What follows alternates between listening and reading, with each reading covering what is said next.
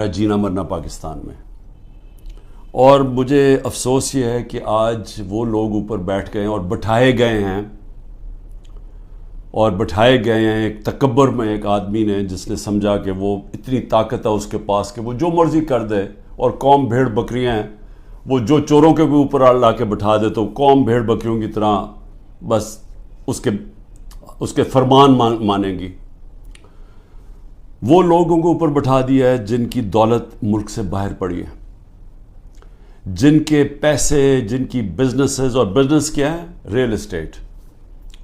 یعنی یہاں سے پیسہ دیا، وہاں سے زمین، گھر بار، ریل اسٹیٹ خرید لی، اور بس یہ بزنس ہے، اس کی رینٹ کے اوپر رہے. یہ ان کی بزنسز ہیں. اور یہاں کا سارا پیسہ چوری ہر 30 سال سے چوری کر رہے ہیں. حدیبہ پیپر مل میں جب پہلی چیز سامنے آئی تھی، جب اسحاق ڈار نے خود کہا کہ میں منی لانڈرنگ کرتا ہوں، 164 کا بیان لکھوایا کہ میں ان کے پیسے باہر بھیجتا ہوں، اور پھر جو پیسہ ادھر چاہیے ہو وہ پھر وہ ریمیٹنسز دکھا کے یہاں بلایا جاتا ہے فیک اکاؤنٹ سے. اور وہاں کوئی قاضی فیملی تھی جس کے اوپر BBC کی بھی ڈاکیومنٹ بنی ہے، اخباروں میں بھی آیا. تو یہ 30 سال سے یہاں پیسہ باہر بھجوا رہے ہیں، اور یہ آج محب وطن پاکستانی ہیں، اور عمران خان اور اس کے سارے لوگ ہمیں غدار ثابت کرنے کی کوشش کی جا رہی ہے. لیکن میں یہ آج اس لیے کہہ رہا ہوں کہ ہماری طرح کے لوگوں جن کا تو جینا مرنا یہاں ہے، جن کے اوپر جتنے مرضی آپ کرپشن کیس کر دیں اور دہشت گردی کے اور قتل کے، میں نے تو یہاں رہ کے ان کا مقابلہ کرنا ہے.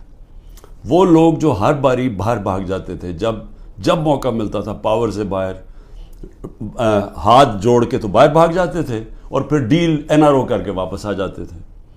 تو وہ لوگ آج اس ملک کے فیصلے کر رہے ہیں اور اوپر بیٹھے ہوئے ہیں، اور اسٹیبلشمنٹ ان کے ساتھ کھڑی ہوئی ہے. اور پھر اسٹیبلشمنٹ حیران ہوتی ہے کہ کیوں سوشل میڈیا پہ ہمارے پر یہ تنقید آ رہی ہے، اور جو تنقید کرتا ہے وہ غدار ہے. کہ یہ نہیں سمجھ آ رہی کہ کیا لوگ بیوقوف ہیں، لوگ 30 سال سے ان کو لوگوں کو نہیں دیکھ رہے. اب یہ سوچیں کہ یہ پھر سارے باہر چلے گئے ہیں، ملک سے باہر ان کی میٹنگز ہوتی ہیں، عیدیں باہر ہوتی ہیں، بچے باہر ہیں، علاج ان کا باہر ہے، اور یہ ہے محب وطن پاکستانی. تو مجھے تکلیف اس لیے ہے کہ بحیثیت پاکستانی مجھے بڑی تکلیف ہوئی کہ ان کی جوائنٹ سٹیٹمنٹ آئی امریکہ کی اور ہندوستان کی کہ پاکستان کا بس اب صرف ایک رہ گیا ہے کہ دہشت گرد ہے. بس یہ ہمیں وہاں لا کے کھڑا کر دیا ہے کہ وہ جو کشمیر میں ہو رہا ہے، یہ کشمیر میں یہ نہیں کوئی بیچارے وہ 100 سال سے اپنی آزادی چاہ رہے ہیں، ان کی جد و جہد ہے آزادی کی، وہ ایک فریڈم سٹرگل ہے. اس کو ایسے نہیں کہہ رہے یہ جی پاکستان وہاں دہشت گردی کروا رہا ہے، کراس بارڈر ٹیررزم. وہاں سٹیٹمنٹ دے دیا انہوں نے. پھر وہی جو گروپس ہیں کہ پاکستان میں وہ فلانا لشکر ہے اور یہ ہے اور وہ ہے، تو پاکستان کو تو وہاں کھڑا کر دیا، اور پھر کہا ہے کہ آپ یہ ختم کریں، حکم دیا ہمیں کہ آپ ختم کریں. اور میں آپ کو یقین دلاتا ہوں کہ اس حکومت سے کوئی سٹیٹمنٹ نہیں آئے گی اس کے خلاف.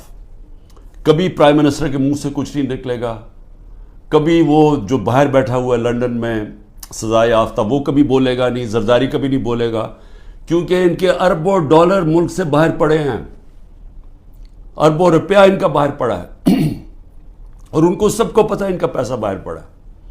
جب آپ کا وہ جب بھی چاہیں ان کے قانون ہیں، وہ سارے ان کی ایجنسیز پتہ چلوا لیتی ہیں کہ کس کا کیا پیسہ پڑا.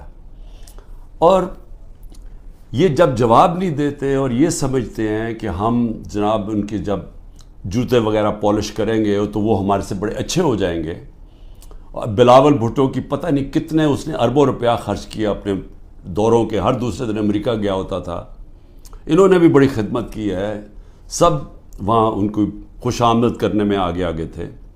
تو یہ نتیجہ ملا ہے کہ آج وہ جن کی 14 مہینے سے یہ خدمت کر رہے ہیں، انہوں نے ان کے اوپر ایک ایسی سٹیٹمنٹ دی ہے کہ پاکستان کی حیثیت بتا دی ہے.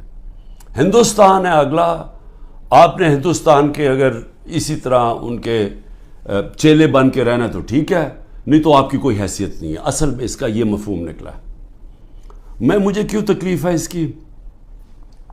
کیونکہ میں سمجھتا ہوں کہ یہ ہمارا جو ملک تھا، یہ جس تیزی سے اوپر جا رہا تھا، آپ 60 کی دہائی میں ذرا دیکھیں پاکستان کیسے تیزی سے اوپر جا رہا تھا. ہم جب اسٹوڈنٹس تھے پاکستان میں اسکول میں پڑھتے تھے تو ایک کانفیڈنس تھا.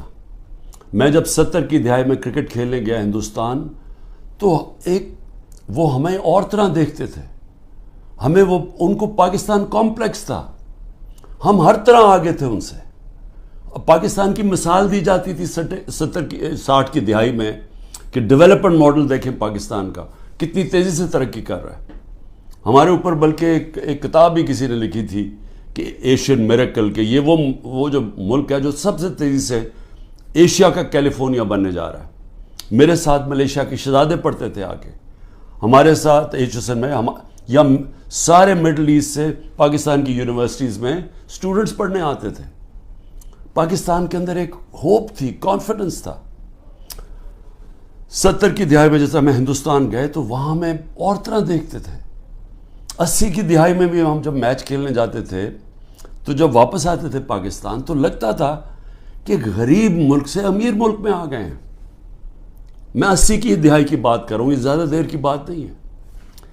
جب سے یہ دو خاندان آئے ہیں 90 کی دہائی سے ہم پیچھے رہنا شروع ہوئے. یہ پیسہ بنانا شروع ہو گئے, ملک پیچھے جانا شروع ہو گیا. اور پہلے ہندوستان ہمارے سے آگے نکلا 90 کی دہائی میں, اور اس کے بعد بنگلہ دیش آگے نکل گیا. جس بنگلہ دیش کو ہم کہتے تھے ایسٹ پاکستان, بوجھ ہے ہمارے اوپر, ہم امیر ہیں وہ غریب ملک ہیں, وہاں سائیکلون آتا ہے تو ہمارے اوپر ہمیں ان کے پیسے دینے پڑتے ہیں. یہ میں اپنے کانوں سے باتیں سنی ہوئی ہیں. بنگلہ دیش بھی آگے نکل گیا. اور آج یہ حالات ہیں پاکستان کے کہ مجھے افسوس سے کہنا پڑتا ہے کہ ہر دنیا کے جو نیچے وہ ملک جو ایک وقت پہ پاکستان کو دیکھا کرتے تھے ماڈل آف ڈیولپمنٹ, ہم سب سے نیچے اب جا رہے ہیں تیزی سے.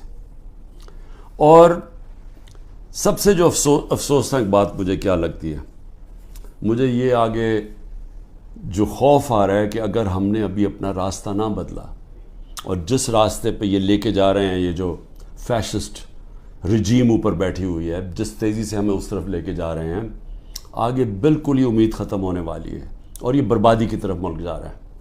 میں آپ کو قرآن کی آیت بتا دوں کہ اللہ نے قرآن میں کہتا ہے کہ میری زمین پہ نکل کے دیکھو کتنی قومیں میں نے تباہ کی جو میرے حکم پہ نہیں چلے. اب میرے پاکستانیوں, یہ میں بار بار آپ کے سامنے بات کہہ بیٹھا ہوں, لیکن میرا کام ہے ایک وہ آدمی جو پاکستان کے ساتھ بڑا ہوا ہے, جس کا جینا مرنا اس ملک میں ہے, یہ میں آپ کو بار بار یہ بات بتاتا جاؤں گا کہ ہم اس وقت بالکل تباہی کی طرف جا رہے ہیں. جب میں نے ڈائلاگ کا بھی بات کی کہ جی اسٹیبلشمنٹ آرمی چیف سے ڈائلاگ کرو, وہ مجھے کوئی فکر نہیں ہے کہ میرے عمران خان کو کسی کی ضرورت ہے یا میں کسی کے کوئی خوف زدہ ہوں یا میں یہ سمجھتا ہوں کہ بڑا پریشر ہے تو میں اس لیے ڈائلاگ کروں. مجھے پاکستان کی فکر ہے کہ میں یہ پوچھنا چاہتا ہوں سب سے پہلے کہ اتنی جو ہم نے کہا, جس آرمی چیف نے جب مجھے ہٹایا اس نے کہا جی پاکستان کو آئسولیٹ کر دیا تھا, اکیلا چھوڑ دیا تھا. مجھے یہ بتائیں کہ جب ڈونلڈ ٹرمپ نے ایسی سٹیٹمنٹ دی تھی پریزیڈنٹ نے, میں جب پرائم منسٹر تھا, اس نے کہا پاکستان دہشت گردی میں شامل. میری ابھی بھی ٹویٹ پڑھ لیں, میں نے اس کو جواب دیا. میں نے کہا پہلے آگاہ کرو کہ پاکستان نے کہ کس طرح کی دہشت گردی کی جنگ لڑی ہے, ہم نے کیسی قربانی دی. اسی ڈونلڈ ٹرمپ نے مجھے امریکہ دعوت دی اور جو میرے ساتھ تھے جس طرح کا پروٹوکول مجھے دیا, ذرا بتائیں کبھی کسی پاکستانی پرائم منسٹر کو ملا؟ اس نے عزت بھی دی, اس کے سامنے میں نے کشمیر کی بات کی, اس نے کہا کہ میں کوشش کروں گا کشمیر کا مسئلہ حل کرنے کے لیے, ان کی جرت نہیں ہے نام لینے کے لیے کشمیر کا. اس کے بعد اس نے سارے میرے اور میرے ڈیلیگیشن کو سارے وائٹ ہاؤس کا خود دورہ کروایا, ٹور کروایا, عزت دی.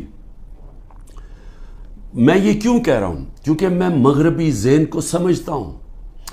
آپ اگر ان کے نیچے ان کے سمجھتے ہیں کہ ان کے جوتے پالش کرنے سے وہ آپ کی بڑی کوئی رسپیکٹ کریں گے, وہ آپ کو حقارت سے دیکھتے ہیں.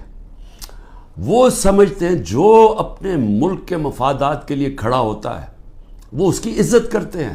میں یہ کہہ کے تھک گیا ہوں کہ مغربی مائنڈ یہ چیزیں سمجھتا ہے. میں جب کہتا تھا کہ وار آن ٹیرر ہمیں امریکہ کی جنگ میں نہیں پڑھنا چاہیے